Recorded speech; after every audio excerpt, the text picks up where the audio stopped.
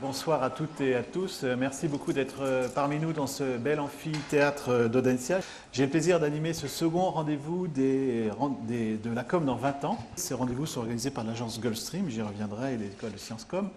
Le 21 février, nous avions la chance d'avoir avec nous Dominique Volton, qui nous avait fait un propos absolument passionnant. Et ce soir, nous avons Jean-Noël Capferrer, expert de référence sur la question de la marque. Alors à mes côtés, j'ai Valérie Claude-Godillat, directrice de Sciences Com, et Vincent Oudou. Présentez-nous Sciences Com, un petit mot sur l'école, où est-ce qu'elle en est, elle bouge? L'école bouge, continue à bouger, donc Sciences Com, 260 étudiants, formation initiale, formation continue. Une école qui bouge également sur la dimension internationale et sur la dimension recherche. On a le plaisir, et c'est, je dirais, lié à l'actualité de cette soirée, d'avoir lancé très récemment, puisqu'il y a moins de 2 semaines, notre première chaire, qui est une chaire dédiée au sujet de la marque responsable, qui est portée par Florence Touzé, qui est présente ce soir. Merci Vincent Oudou, vous êtes vous l'instigateur de cette soirée. Je rappelle, vous fêtez vos 20 ans, là vous avez choisi de nourrir notre réflexion par l'intervention d'experts, en la tournant vers l'avenir, vers la com dans 20 ans. On va quand même faire un petit coup de nostalgie, un petit coup de retour en arrière. 20 ans pour Gulfstream, ça a été beaucoup de changements, beaucoup d'évolutions, et quelque chose sans doute est toujours resté identique. Comment ça s'est passé ? Oui, alors j'avais beaucoup parlé du passé il y a 2 mois, et effectivement la création d'entreprise c'est un chemin assez long. Ça m'intéresse plus là de vous parler de ce que je vois pour les 20 ans à venir et vous faire peut-être réfléchir sur la notion de changement de modèle auquel je crois profondément. Mais si on fait une analyse rapide de ce qui s'est passé depuis 20-30 ans dans la com, on s'aperçoit que l'ensemble des investissements ils sont concentrés sur la publicité. Or, aujourd'hui, on a du recul pour savoir à quoi sert la publicité. Et vous avez sans doute vu une étude que TNS a sortie. C'était un 15 août il y a 3 ans. C'était fait pour que tous les gens de la communication s'en inspirent. Et donc, cette étude qui avait été produite en analysant 2000 campagnes sur 5 pays, avec des entretiens très approfondis, etc., a permis d'identifier à quoi servait la publicité. Donc, petit 1, la présence à l'esprit, oui. La notoriété, effectivement, la publicité travaille la notoriété. La publicité travaille l'intention d'achat également, donc le commerce. En revanche, la création de l'image, pour les idées, les perceptions, à propos d'une marque, là, les résultats sont beaucoup plus faibles. Donc, donc on consacre tout notre argent à faire de la publicité. Nous qui sommes des gens de marque, qui croyons que la marque c'est le capital de l'entreprise, on s'aperçoit qu'effectivement on met en fait peu de moyens pour nourrir la marque. Donc je pense qu'il y a là un sujet d'interrogation et je pense que l'avenir de la communication va permettre un rééquilibrage entre l'ensemble de ces moyens. Et ce que nous dit la même étude, c'est qu'est-ce qui crée la marque. C'est le point de vente, c'est le bouche à oreille, donc aujourd'hui les réseaux sociaux, c'est les relations presse, un ensemble de disciplines qui sont considérées en général comme très opérationnelles, mais qui en même temps, qui pourtant sont elles qui créent de la valeur. Bien évidemment, il y a le web dans tout ça. Merci. Alors Jean-Noël Capferrer, vous êtes enseignant-chercheur à HEC, consultant pour des entreprises de toute taille, françaises ou étrangères, dans différents domaines. Vous êtes aussi un auteur à succès, y compris au plan international, avec une douzaine d'ouvrages sur votre sujet de prédilection et les questions de communication. Vous êtes aussi conférencier, on le sait, et ce soir on va vous écouter nous parler de la fin des marques telles que nous les connaissions. Si j'avais fait cette conférence il y a 20 ans, j'aurais parlé de logo, de nom, j'aurais parlé de communication. Mais je voudrais vous montrer, au travers de la conférence d'aujourd'hui, que le sens de la marque a changé. C'est-à-dire que dans les livres de marketing des années 80, le mot marque apparaît dans le chapitre communication. Et on ouvre le chapitre communication et il y a écrit quel nom de marque donner au produit. Bon. Quand vous ouvrez des livres de marketing aujourd'hui, il arrive très tôt. Et il n'est plus dans la communication, il est dans la façon de structurer l'entreprise. Donc c'est ça que je vais voir avec vous aujourd'hui en prenant un point de vue un peu rétrospectif, parce que le livre que j'ai écrit, qui s'appelle effectivement « Réinventer la marque », c'est un livre que j'ai écrit l'été dernier en disant « il y a un problème dans tout ce qu'on raconte sur les marques, moi inclus. Moi inclus. » Et ce problème, il naît d'un décalage entre ce qu'on raconte et la réalité. Et donc, à un moment donné, c'est comme c'est la réalité qui a raison, il va falloir peut-être qu'on repense un peu les marques pour tenir compte de la réalité. Un certain management de marque a vécu, hein, du genre, si vous avez une marque, vous êtes protégé. Faux. Faux. Tout ce qu'on a raconté sur les marques n'a pas empêché la montée des marques de distributeurs depuis 1978. Pourquoi 1978 ? Parce que c'est le début de la grande campagne de Carrefour sur les produits libres. Bon, le logiciel classique de management des marques ne semble plus adapté au monde tel qu'il est. Ça, c'est quoi? C'est France, Espagne, Hollande, UK, Allemagne, Italie. Si je tiens compte des marques de distributeurs et des produits premier prix, ça vient de Symphony IRI. Symphony IRI est une société d'études remarquable qui ne pose aucune question aux consommateurs. Il ne regarde que les sorties de caisse sur 10 000 points de vente. Avec ça, on peut faire du travail. Eh bien, en Europe, un produit sur deux vendu en grande surface est un produit à marque de distributeur. Et après, on va vous dire, ah, on a les champions du marketing chez Procter, chez Nestlé, chez les autres. Ouais, mais on n'a pas empêché d'arriver à un produit sur deux. Et je fais partie de ceux qui ne l'ont pas empêché, donc je me suis dit, il y a un problème dans le système. Peut-être que les conceptions qu'on se raconte, notoriété, image, qualité, etc., c'est plus suffisant. À un moment donné, la première des leçons, c'est que quand vous ne contrôlez pas votre distribution, votre marque est faible. C'est plus un problème de marque, c'est un problème d'accès à la mer. Si vous ne possédez pas la plage, vous ne pouvez pas aller vous baigner. Et donc, à un moment donné, on doit se rendre compte que dans la logique de marque et la compétition, il y a des rapports de force qui est, moi j'ai le rayon, je fais ce que je veux. Je connais les gens de la FUMA. La FUMA, c'est des gens exceptionnels. La France, c'est le pays du monde où leur part de marché est la plus faible. Pourquoi? Parce que Decathlon ne me prend pas de la FUMA. Et si Decathlon ne prend pas de la FUMA, Decathlon est un distributeur dominant, vous n'êtes pas en France. Alors ça, c'est très intéressant. Il fut un temps où il y avait deux grandes marques mondiales en France, et en Europe d'ailleurs, Pampers et Huggies. Ceux qui ont des enfants sauront l'utilité de Pampers et Huggies. L'année dernière, le concurrent de Pampers, Huggies, dit « Je quitte l'Europe. J'arrête. Je ne peux pas gagner ma vie en Europe. » Vous vous rendez compte? Le numéro 2 quitte l'Europe. Il dit « Voilà. » Et donc, il ne reste plus que Pampers et marque de distributeur. Voilà comment Pampers résiste. Pampers résiste grâce à 3 approches majeures. La première, il a inventé un low cost. Simply Dry, c'est quoi? C'est je prends la technologie d'avant-hier, je réduis les prix de 30% et je m'aligne sur la marque de distributeur et je dis, voilà, un Pampers low cost. On n'a pas appris aux managers à dire, voilà, la marque c'est simple, tu fais un truc low cost. Alors, il y a quand même de l'innovation. Mais 40% de tout le volume de Pampers, la marque numéro 1 en France, est vendue en promotion. Donc, il y a un truc qui ne marche pas, c'est de dire aux gens, avec la marque, vous êtes tranquille, vous pouvez résister à la concurrence par les prix, l'innovation fera le boulot. Le truc qui se vend le plus, c'est une rétro-innovation, c'est-à-dire c'est en fait une technologie d'avant-hier. C'est leur Dacia Logan. Je rencontrais récemment un journaliste qui me disait « Je viens de faire un gros tour des États-Unis sur le Good Enough ». Alors j'ai repris le terme Good Enough, ça veut dire « Good Enough » en français, c'est pas un très bon mot, mais il ne faut pas traduire ça par « ça me suffit ». Good Enough, ça veut dire « c'est très bon comme c'est ». Tu n'as pas besoin de plus. D'ailleurs, la preuve, la publicité de Dacia, il y a écrit « pas besoin d'en rajouter ». Très bonne communication. Pas besoin d'en rajouter, c'est génial. Donc on voit bien, et une chose, et ça c'est ce qui sauve Renault. Hein. En Inde, la Renault la plus vendue, c'est ce modèle-là. Et c'est une très bonne voiture. Elle a gagné le rallye des Gazelles il y a 10 jours à Essaouira. C'est ça qui a gagné le rallye des Gazelles. Ce n'était pas une Land Rover, ce n'était pas une Mitsubishi Pajero, c'était ça. Alors c'est intéressant, ça veut dire qu'il y a des secteurs dans lesquels l'idée de la marque, etc., est confrontée à une demande de good enough. Et good enough, ça ne veut pas dire mauvais. Ce n'est pas la voiture Tata à 3 000 €. Hein. C'est au-delà de 11 000 €, bon, on peut s'acheter une BM, mais c'est suffisant.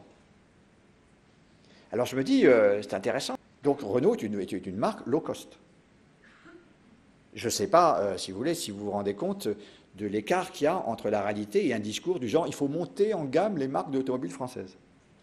Je suis sidéré. Mais je suis heureux pour Renault, en revanche, qu'ils aient un succès commercial fantastique. Parce que je préfère avoir un succès commercial que se la raconter avec un insuccès commercial.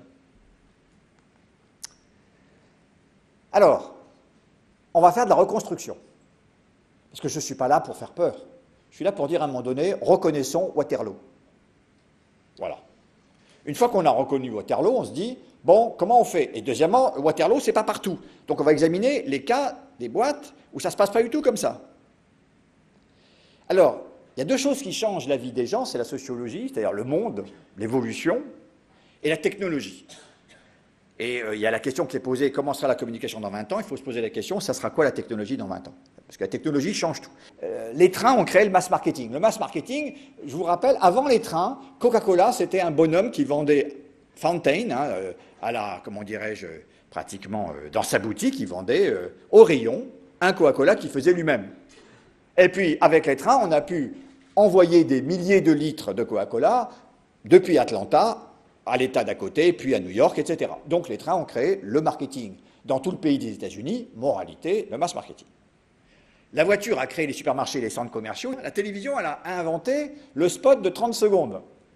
Et le spot de 30 secondes, il est lié à un concept que vous connaissez qui s'appelle l'USP. Alors, le spot de 30 secondes, c'est quoi? C'est, vous avez 30 secondes pour prendre un morceau de l'attention des consommateurs. C'était très utile. Sauf que, effectivement, vous passez plus votre temps devant les pubs, donc vous passez votre temps devant votre mobile, devant votre ordinateur, devant votre pad, etc. Et vous ne regardez pas ce qui se passe sur TF1 ou sur Antenne 2. Donc la question qu'on va se poser, c'est Internet, ça change quoi dans le marketing? Alors, je ne suis pas un spécialiste de Internet, mais je vais vous donner mon point de vue. Internet révèle les communautés. Ce qui me paraît très frappant dans Internet, c'est les tribus. Et je vais revenir sur les tribus après, parce qu'il faut prendre le mot tribu au sérieux. Ce sont des tribalités de passion. C'est-à-dire que ce n'est pas des tribus avant du genre bah, « je viens de tel bled », etc., etc. Non, non, non, non. C'est des tribus, c'est-à-dire des micro-groupes d'amitié, bon, réseaux sociaux, et surtout de solidarité. De solidarité. Bon, une fois qu'on a dit ça, vous l'avez déjà entendu, j'imagine que Dominique l'a déjà raconté, ça change quoi? Eh bien, ça change complètement le marketing. Parce qu'il y a deux choses l'une. Soit on va continuer à faire du marketing de masse, du GRP, soit on va dire, les communautés ça existe, qu'est-ce que j'en ai fait jusqu'à présent? Et la réponse est, on n'en a rien fait. Ou alors, ah si, on va engendrer un webmaster pour gérer la communauté de marque. On en fait une technique, On va me chercher le technicien de service pour gérer la communauté. Dès qu'on fait une chose, une technique, on la tue parce qu'on en fait un artifice. Donc, il y a deux façons de travailler avec les communautés.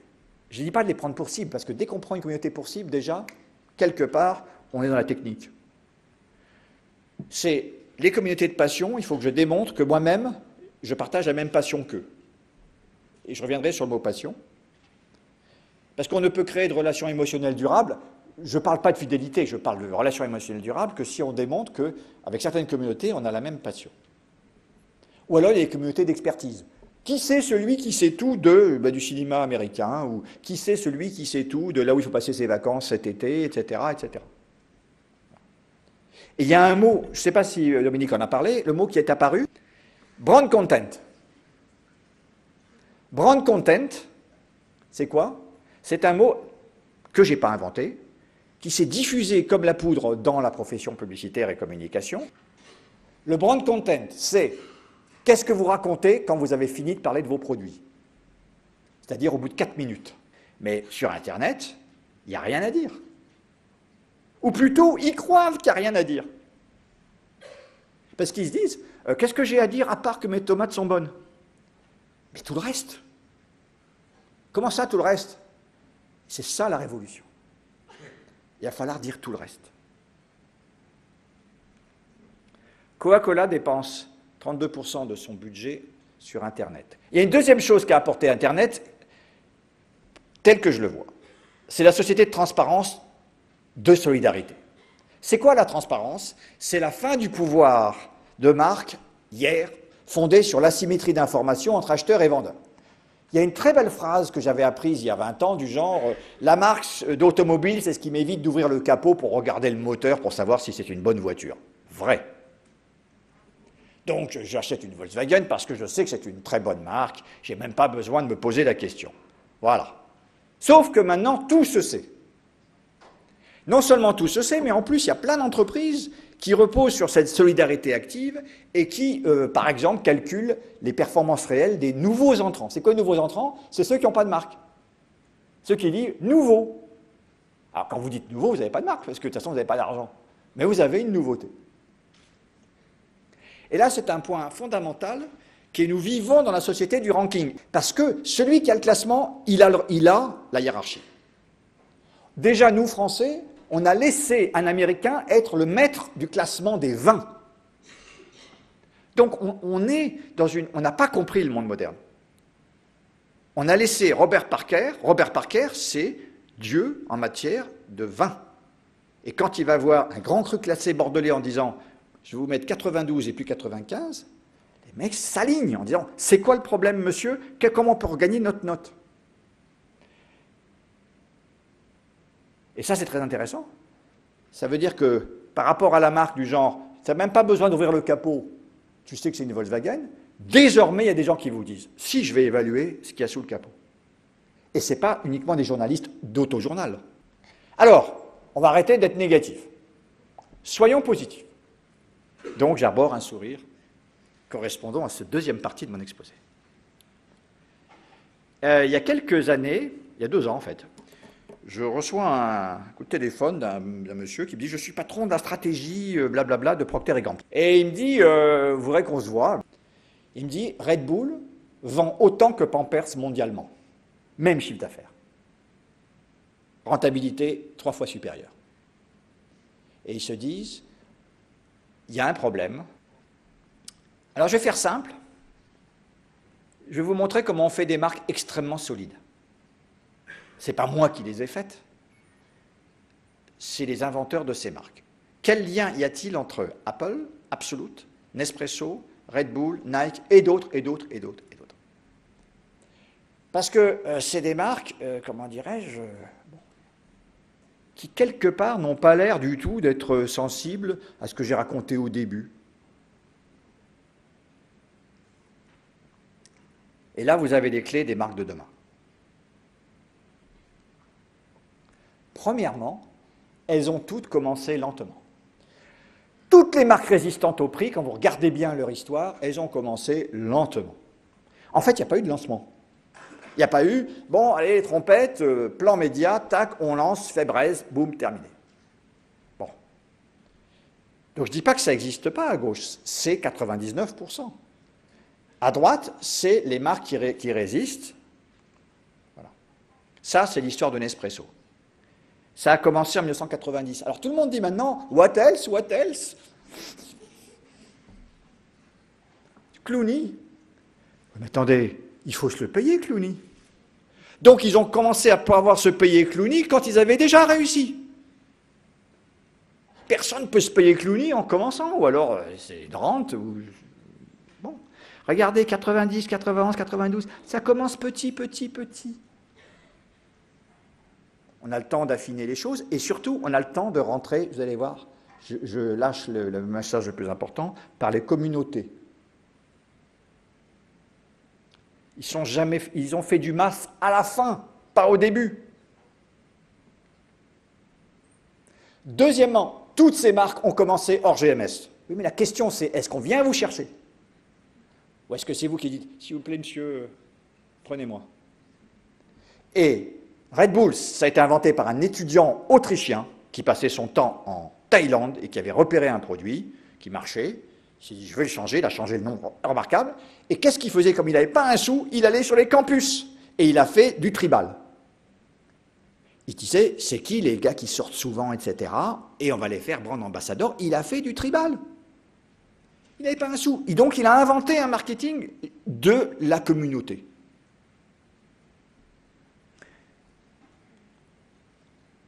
Troisièmement, ils n'ont jamais fait de pub au début. Pourquoi? Ils n'avaient pas un sou. Alors maintenant, on va me dire, oui, mais Cap Ferrer, vous rigolez, Red Bull, ils ont 2 équipes de Formule 1. Oui, mais moi, je différencie bien le début, le milieu et la croissance, etc.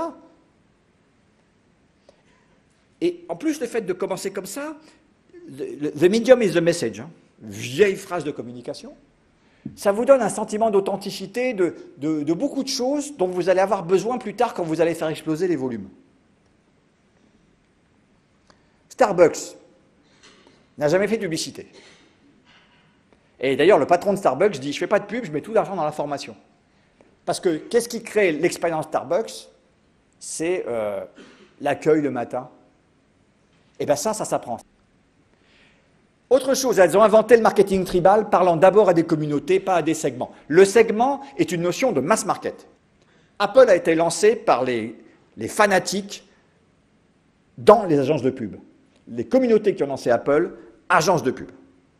Or, les agences de pub ont un pouvoir d'influence énorme sur les entreprises. Absolute a commencé par la communauté homosexuelle de Manhattan, Sud. Égérie, Andy Warhol. Alors maintenant, on va dire, mais Cap Ferret, Absolute, c'est un B52 publicitaire, ils inondent de tout. Oui, mais je ne parle pas maintenant, je ne sais pas comment ça a commencé.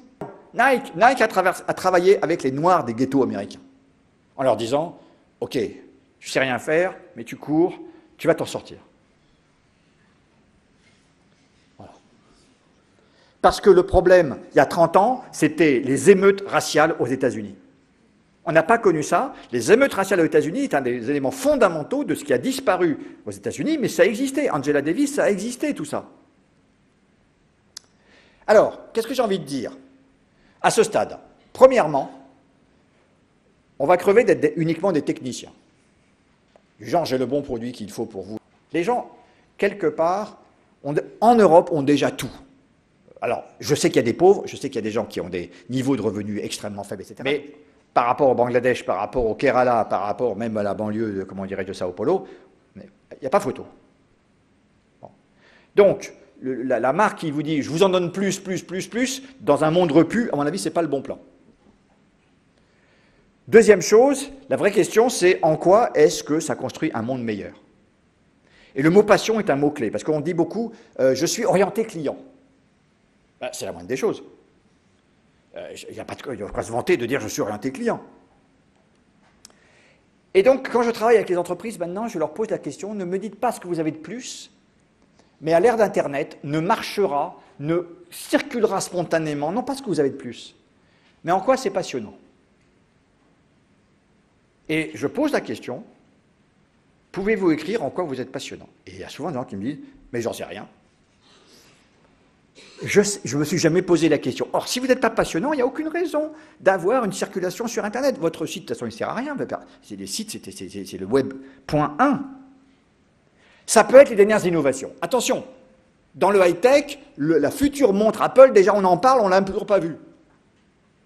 Mais ça peut être aussi l'entreprise. Moi, je suis de ceux qui disent à tous les créateurs de start-up, ce qu'il y a d'intéressant dans le fait, dans votre start-up, ce n'est pas tellement votre innovation, c'est vous. Ah, les gens disent, mais comment moi? Oui, parce que créer une start-up, déjà, c'est être exceptionnel. C'est de dire, je ne suis pas rentré comme tout le monde dans une grosse boîte pour avoir un job. Je prends les risques maximum, ce qui, dans le contexte actuel, est une rareté. Donc, les employés, parfois, les méthodes, ce que vous allez faire pour au Bangladesh si vous vous aidez, si vous avez une partie caritative et responsable. Donc, je dis maintenant, on ne peut plus dire à l'entreprise, voilà, cristalline, c'est ça, et rien d'autre.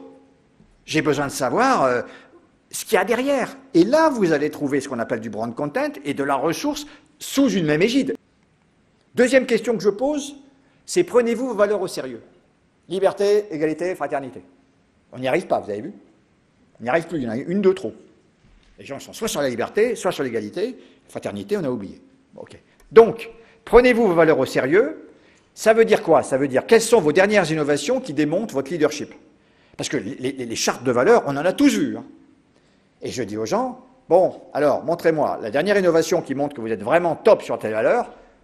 Ah bon, mais pourquoi vous me posez cette question, M. Cap-Ferret? Parce que les valeurs, c'est un truc qu'on écrit, vous voyez. Non, soit on y est, soit on n'y est pas. Soit on les fait, soit on ne les fait pas. Moi, j'ai travaillé récemment avec un promoteur immobilier, et il me disait, on a comme valeur la qualité. Mais il a ajouté, ça nous coûte tant de plus au mètre carré. C'est-à-dire qu'il avait calculé le surcoût de sa valeur. Et j'étais vachement impressionné. Je lui ai dit, monsieur, c'est la première fois que je vois un gars qui me dit, j'ai calculé le surcoût de ma valeur. Mais ce n'est pas pour dire, on va abandonner la valeur, c'est pour dire, il n'y a pas de valeur sans surcoût. Parce que le gars qui dit, j'ai des valeurs, mais de toute façon, c'est le même prix que la concurrence, il y a un des deux qui ment. Hein. Troisièmement, la question que je pose toujours, c'est qu'avez-vous arrêté de faire en leur nom? J'ai eu l'occasion de travailler l'année dernière pour une banque qui a choisi un positionnement audacieux, la banque citoyenne. Et je dis au PDG, qui est un type très fort, je lui dis, mais qu'est-ce que vous avez arrêté de faire? Parce que quand on dit je suis la banque citoyenne, ce n'est pas ce que vous allez faire qui compte, c'est ce que vous allez arrêter. Par exemple, est-ce que vous allez faire du crédit revolving? Le crédit revolving, en anglais, ça s'appelle subprimes. C'est ce qui amène tous les gens à s'endetter à mort. Et d'être ensuite là. Et normalement, monsieur Banque citoyenne, vous devriez arrêter le crédit revolving, parce que le crédit revolving, c'est la morphine des gens qui sont surendettés. Ah, mais il y a un marché, etc., etc. Je vous l'ai dit. Vous ne pouvez pas dire je suis la Banque citoyenne, mais je suis. Voilà.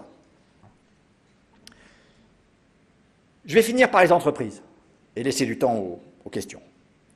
Je suis de ceux qui pensent qu'il faut donner à la marque tout son sens. Hier, c'était un logo, signe de reconnaissance avec son logo ou marque d'une promesse. Maintenant, si on oublie les marques produits, si on parle des entreprises, c'est un symbole dans lequel l'entreprise elle-même se reconnaît. C'est-à-dire qu'elle agrège des valeurs qui vont fédérer un projet. Et il y a un livre qui s'appelle « Manager par la marque », je vous recommande de le lire. Ce n'est pas moi qui l'ai écrit, il est excellent. Au début, je me suis dit, ils ont dû faire une faute dans le titre. Mais fondamentalement, ce n'est pas écrit par un professeur, c'est écrit par des gens qui ont eu à travailler avec Orange. Orange, c'est quoi? C'est France Télécom, administration, service public, qui dit comment je peux devenir adapté à la concurrence moderne. Alors, soit je fais des séminaires, des colloques, de la communication interne, etc. Ils se sont dit, non, je vais faire ça, mais je vais changer de marque. Ils sont allés chercher une marque déjà internationale qui s'appelait Orange, qui a été inventée par un Hollandais, je crois, qui est un truc qui marchait très bien, sur un principe simple, il n'y a pas plus simple qu'Orange. Et le transfert d'Orange sur France Télécom, puisque France Télécom n'est plus que le nom du groupe, il ne faut pas prendre ça pour, tiens, ils ont changé de nom pour se marrer, etc. Non, non, non, non. C'était la seule façon de faire effectuer un changement culturel profond à l'ensemble du personnel de France Télécom pour qui seul compte le statut, les régimes spéciaux, etc., etc. Sinon, comment être adapté à la concurrence dans le secteur tellement concurrentiel qu'est la téléphonie? Donc quand ils sont devenus Orange, c'est tout pour des problèmes de « Ah, parce que France, Internet… » Non, non, c'était la seule façon de faire du changement culturel dans la boîte. Donc, vous voyez, ils ont managé France Télécom par la marque. Ce n'est pas un problème de nom, c'est un problème de projet. Et bien, dès qu'on est dans le projet, on est dans la marque. Donc, pour moi, la vraie culture d'entreprise aujourd'hui, c'est la marque. Ce n'est pas parce que je suis un obsédé de la marque, c'est parce que les entreprises ont explosé. Fusion, acquisition, spin-off, cession, LBO, etc. Qu'est-ce que ça veut dire la culture d'entreprise? Dernière chose, sortez la marque du marketing. Donc là, je me fais harakiri, clac. Pourquoi? Parce que mon expérience fait que soit on laisse la marque dans le marketing et on en fait une technique commerciale. Et donc tout ce que je vous ai dit ne sert à rien.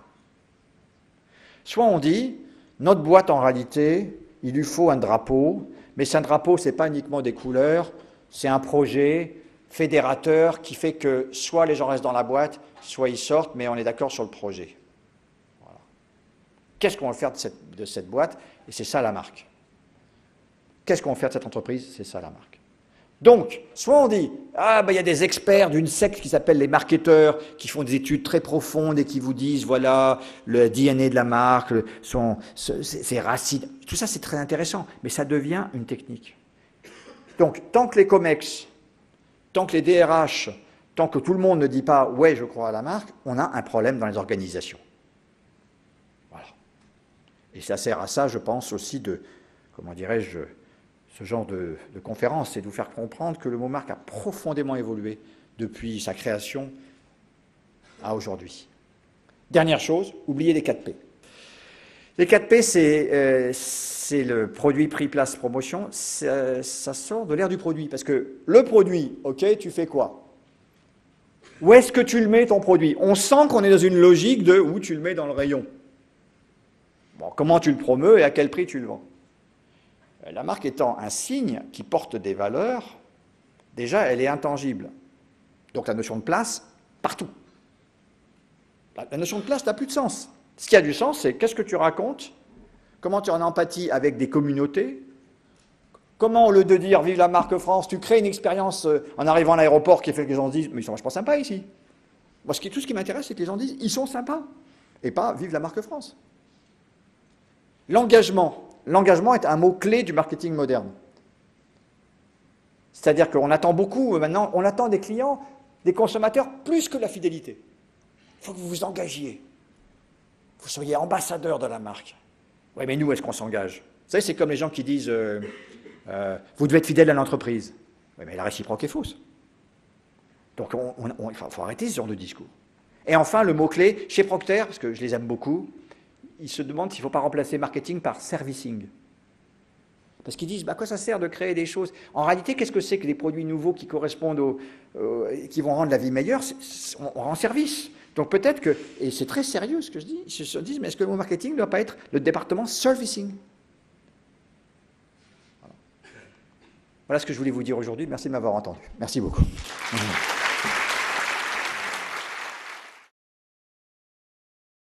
Je suis Guillaume Chausse-Pied, je suis directeur du marketing chez Tipiac. Et moi, ma question, c'est on devient tous des communicants demain dans l'entreprise. Finalement, on a des écoles de commerce ou de communication. Finalement, est-ce que tout le monde ne devrait pas être demain formé à ça? Ça ne devient plus une technique, comme vous l'avez dit, mais quelque part, quelque chose d'obligatoire pour tout le monde, puisque demain, en entreprise, chacun pourra aller sur la toile, sur Internet, communiquer. Voilà, c'était ça ma question. Qu'en pensez-vous? Non, mais je suis d'accord. Bon, certes, nous sommes dans un cycle de conférences sur la communication. Ce qui me paraît important dans les entreprises, et que ce soit la TPE, une coopérative, un groupement ou autre, ou un syndicat professionnel, c'est de se mettre déjà d'accord sur le projet. Parce que c'est le projet qui structure.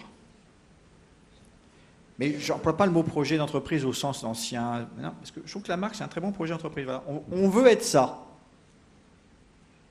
Récemment, j'ai rencontré Brice Rocher. Yves Rocher, il a un fils. Et il a utilisé une très bonne image. Il dit, voilà, moi je suis le PDG de la boîte. La marque, c'est comme une oasis. C'est-à-dire que vous savez qu'il y a une oasis quelque part et vous voulez amener la boîte complète dans cette oasis. Mais pour l'instant, il y a le désert. Parce que le projet, ce n'est pas ce que vous êtes, c'est là où on veut aller.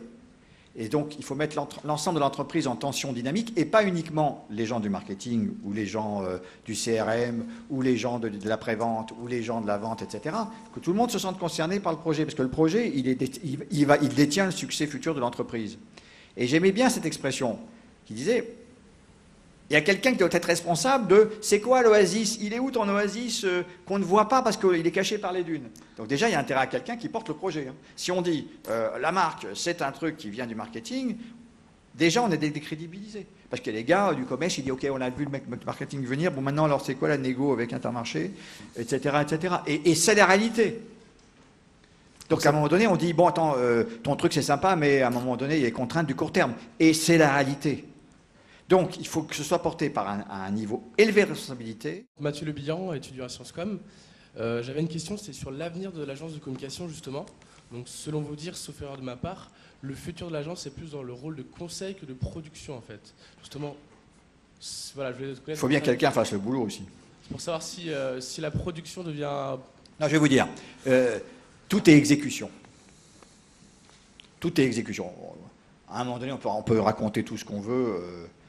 Soit le produit final, il est qualitatif, soit vous faites des communications qualitatives, etc. Bon, les stratèges, c'est bien, ils essayent d'animer, de donner des axes, etc. À un moment donné, il y a l'exécution. L'exécution, c'est ce qui fait la différence entre c'est super et c'est banal. Donc, on a besoin d'agences qui rehaussent le niveau d'attente qualitative de leurs clients. Parce que, si vous voulez, tout le monde est alors, dans un secteur donné, lui, il est en concurrence avec les autres marques d'eau minérale. OK. Mais fondamentalement, si vous prenez par exemple, une télécommande de télévision, ou une télécommande, oui, de télévision, elle est en concurrence avec quoi? Avec iPhone. C'est-à-dire qu'on attend la même ergonomie qu'il y a sur un iPad ou un iPhone de tout. On ne peut pas dire, ah ben non, par rapport aux autres télécommandes, etc. Donc, je reviens à votre question. Malgré tout, là où ça se joue, c'est les grands principes, c'est bien, mais l'exécution, c'est là qu'on dit, voilà, c'est un truc, la prise en main, le toucher, etc. Là, on a besoin d'agences qualitatives qui montent le niveau d'attente qualitative de leurs clients. Parce qu'il vaut mieux en faire moins, mais que ce soit très qualitatif, que d'en faire plus et que ça soit non qualitatif. Donc c'est ça qu'on attend des agences, c'est de monter le niveau d'esthétisation et de qualitativisation de tout. Bonjour, Marc Moreau. Donc moi je suis responsable du design pour une TI locale. Et en fait, pour une petite entreprise locale, on est 250 salariés. Citez-la. Cuisine, design, industrie. Donc on travaille entre autres pour plusieurs marques et ça fait partie de mes problématiques en tant que responsable du design. J'ai une question aujourd'hui, c'est qui doit manager la marque? Laquelle? Toutes. Toutes celles que nous on a dans l'entreprise aujourd'hui, il n'y en a qu'un qui joue le rôle de gardien du temple pour chaque marque et c'est moi. Et ça me semble problématique. J'ai constaté dans certaines marques que souvent le vrai pouvoir était pas forcément chez le PDG. Et je constate que chez L'Oréal, par exemple, maintenant, il y a des directeurs artistiques par marque. Mais ce n'est pas directeur artistique dans l'agence de pub. C'est de dire nos marques de shampoing, de coloration, nos marques de maquillage, nos marques de soins pour la peau, etc., sont devenues tellement sophistiquées elles-mêmes que ce n'est pas un problème purement de science et de formule. Ça devient un global concept et l'esthétique fait partie du concept, vous voyez. Et donc, ils ont créé, chez L'Oréal, qui est un grand industriel, la notion de directeur artistique. Mais ce n'est pas quelqu'un qui décide de la photo et qui va simplement regarder si, etc. C'est... il y a un territoire de mots, je reprends les termes de notre ami qui m'a posé une question, il y a un territoire de mots, et donc là, je crois beaucoup au territoire de mots, il y a un territoire de visuel, etc., mais il y a un territoire, en fin de compte, esthétique de chaque marque, au service de son positionnement marketing, bien entendu. Et là, il faut que quelqu'un manage. Par exemple, pendant très longtemps, chez Cartier, qui est une boîte, il y avait Alain-Dominique Perrin, qui était l'artistic director qui donnait une cohérence globale, mondiale, culturelle à cette marque. Il avait un rôle majeur.